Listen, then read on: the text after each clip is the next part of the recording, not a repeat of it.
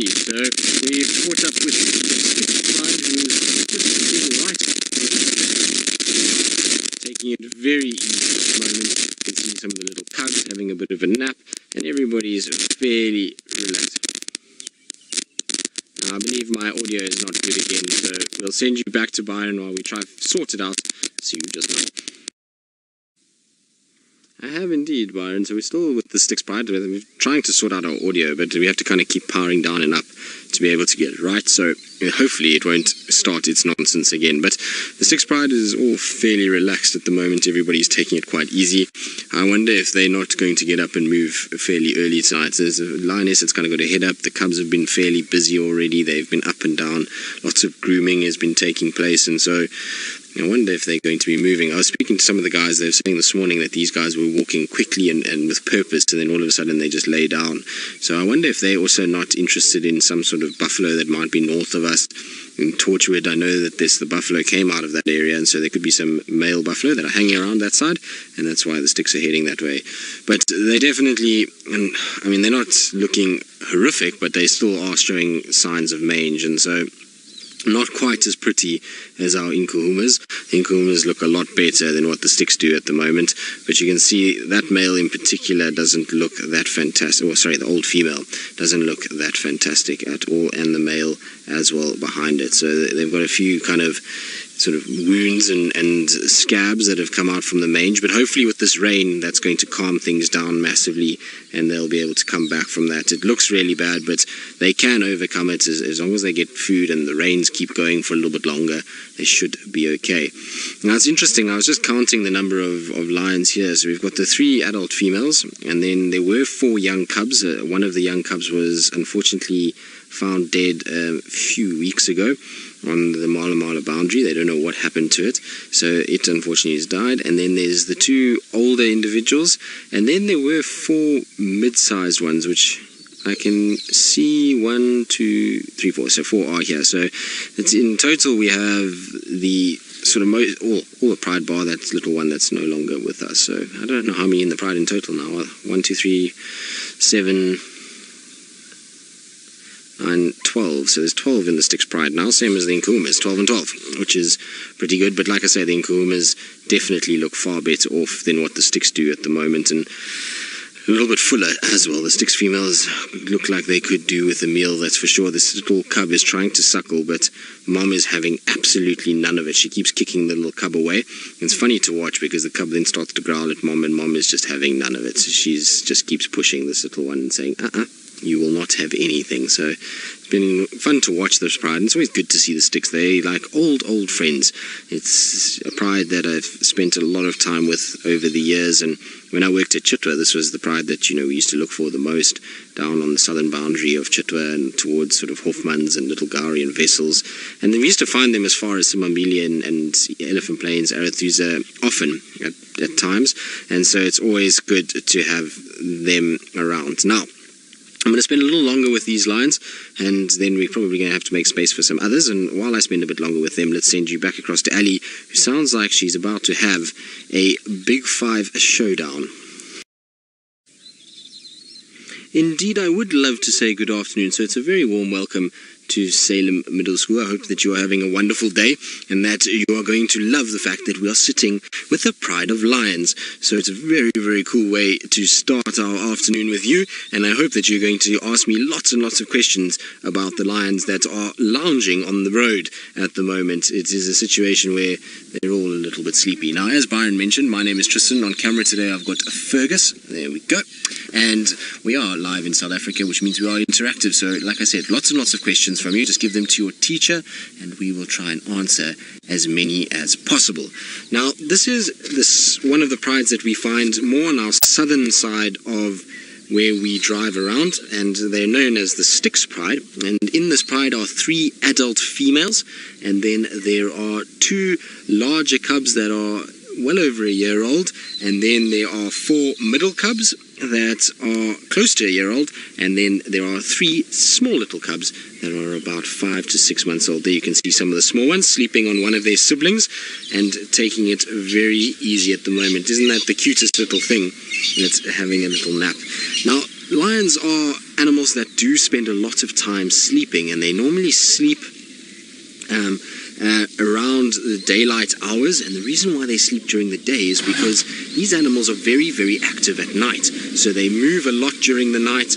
They are hunting and trying to find food. And so during the day, it's time to rest and to try and sleep, because it gets very hot here in Africa. And so for them to walk around in the middle of the day when the sun is shining and it's very hot means that we have a situation where, you know, they're going to, unfortunately, then get very warm and it's going to be uncomfortable. So they try to use the hot part of the day to rest, and then at night is when they're going to go out and they're going to go start hunting. And this pride normally will try and hunt things like buffalo. So buffalo is a big animal out here, and for this pride that would be a massive meal. It would allow all of them to be able to get the food that they need in order to survive.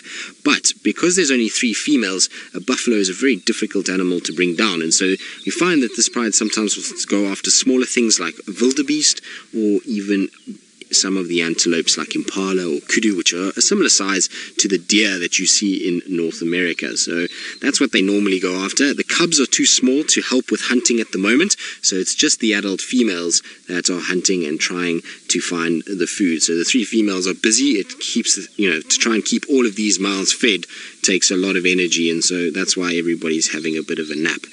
What you can see, though, from them is when they sleep is that they sleep very close together. You see how some of them are lying on top of each other. They kind of lie in contact with one another. And the reason why they lie like that is just to keep the bond in the pride very, very strong.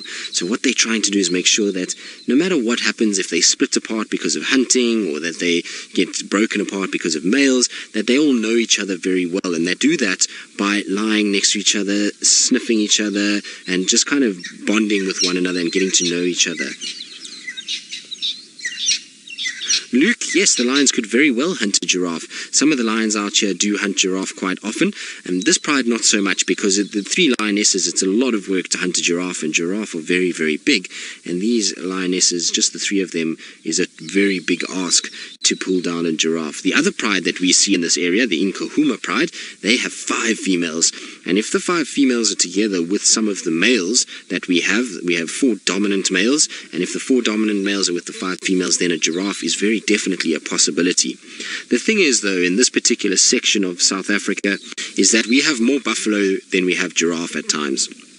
And so these prides have grown up and learned how to hunt buffalo more than they have giraffe. In other places in Africa where there's more giraffe than there are buffalo, those lions are very good at hunting giraffe. And there's very different technique that is used to hunt buffalo or giraffe. And so that means that these lions aren't very good at hunting giraffe. It's not to say that they can't, but they're just not very good at it. So they prefer hunting buffalo than hunting giraffes. Giraffe is a very dangerous animal to hunt. You wouldn't think so, because obviously it doesn't eat meat, and it's not very dangerous to people, but they can kick incredibly hard. And if a lioness gets too close and it gets kicked by a giraffe, it can get killed. And so it's a situation where you've got to be a little bit careful. Well, they've got to be a bit careful, not us as people. But isn't this cool how chilled they are? You can see that they're just having a really good relaxation at the moment. They're taking it very easy, and I don't think that they're going to move too much just yet. I think they're waiting for the sun to go down, for it to get a little darker before they decide to start standing up and trying to move around and maybe go and look for a meal. They do need a meal at the moment. They are quite skinny, which means that they're looking for food, and I'm sure tonight they're going to be hunting a lot. With the cloud cover that we've got, it's very good conditions for them to be hunting this evening, so it's something to look forward to. Now, you may also notice with a lot of these lions is that they look like they've got lots and lots of scars on them. Now, those are not scars at all. Those are, I suppose they are scars in a way. They basically scabs, or areas where these lions have scratched too much.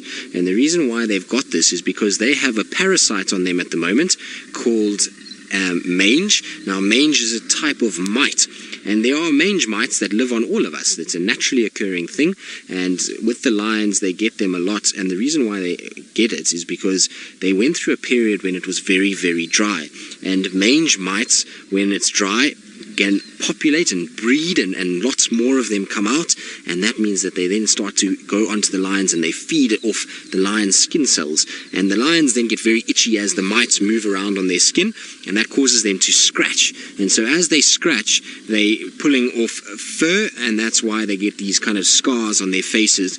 But because we've had a bit more rain recently, we're going to have a situation where these lions should start getting better, and the mite should start to die down, and they will get better from it. Right, while our lions still sleep and we wait for them to wake up, I'm going to send you back to my friend Byron, who is at the moment sitting with the largest land animal we have here. Well, I think both prides are at the moment very, very relaxed. So the pride up where Ali is also taking it very easy. They had a very busy morning this morning. They were chasing buffalo all over the place and digging up warthogs and trying to find food, and so I think they've earned a good nap for the day. But you can see our little cubs, unlike the one on that side, are getting a good meal themselves. So they're busy suckling from their mom at the moment and gaining very good nutrients. Prince, you're wondering about males and females and how we tell the difference between them. So when they're very young, like those little cubs, it's very difficult to tell the difference between a male and a female. You'll find that the only real way is to look underneath their tail and see if it's got boy parts or girl parts. But when they get a little older, you'll find a situation where they get what's called a mane. Now, if you look at that male that's lying there, he's at the moment got lots of scars from that mite that I was telling you about, but you see on his chest he's got quite long hair that's starting to grow.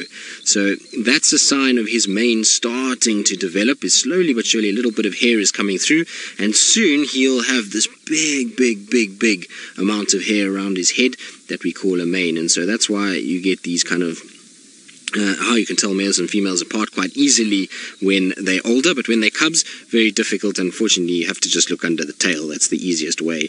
And like I say, you'll see that there's either a boy part or a girl part underneath the tail, and that's what kind of how it works. Also, males will normally be a lot larger than the females, so they tend to be much bigger. And even as cubs, when you have female and male cubs born in the same litter, you'll find that the male cub is much larger than the female cub. And even at a very small age, you start to see the difference as they grow up. So it's something that you can look for as well. But it's hard to see that from a screen. It's very difficult without actually seeing them standing next to each other in real life. But everybody still seems very quiet. I'm surprised that they are as sleepy as they are, because it is overcast, which means that it's not as hot as it can be. Normally, in the summer months, which is what we are now, if it was this time of the afternoon and there was no clouds, the temperature could easily be close to 100 degrees Fahrenheit and could be really warm. And then you can understand the lions sleeping in the shade. But today I would have thought with these overcast conditions that maybe our lions would be a little bit more active and would be trying to maybe move around and hunt in this gloomy weather. But I think they're just waiting for it maybe to get a little darker before they do decide to do so. But still very, very relaxed. And you can see, look at how everyone's kind of curled up together, just having a good time. Roswell's, the amount of time that they sleep is very dependent on what goes on out here. So they will sleep as, generally during the daylight hours. They can sleep for up to about 20 hours a day, which would be the most extreme amounts of sleep that they have. That's normally if they've got a big meal and they've eaten themselves to the point where they've got these big round bellies and they look as though they're going to roll around rather than walk around. But normally you'll find that they sleep during the daylight hours, so, sometimes they'll go down at around sort of 7:30 in the morning, and then they kind of sleep their way until about 6:30 at night, so there's about 12 hours in one sort of go, and then they walk around for a bit, and then they'll lie down again, walk around, lie down. So they can be as much as 20 hours, but, it depends on what's going on. If there's hunting opportunities, then they sleep less. If they're very, very hungry, then they sleep less, and if it's a male, and he's got to patrol his territory and go and try and find where other males might be if they are calling, or go and mark his territory by urinating and vocalizing, so roaring, then you'll find a situation where he might cover a lot more distance and sleep less. So, it's very dependent, but at normally at least 12 hours all the way up to about 20 hours. Now, the reason why they sleep so much is because when they do use their energy, they use a lot of it very quickly. Chasing other animals and wrestling with buffalo and giraffe and these kind of things requires a lot of energy. So they store their energy by sleeping, and then when they need it, they have the energy to do what they need to do. Good. Now, we're going to sit with these lions a little bit longer. You see how the cubs are fighting now for milk, and so while they try and sort themselves out and each figure out where they're going to drink from, let's send you back across to Byron. And I know he was following up on some baboons alarm calling, and I wonder if he's had any luck.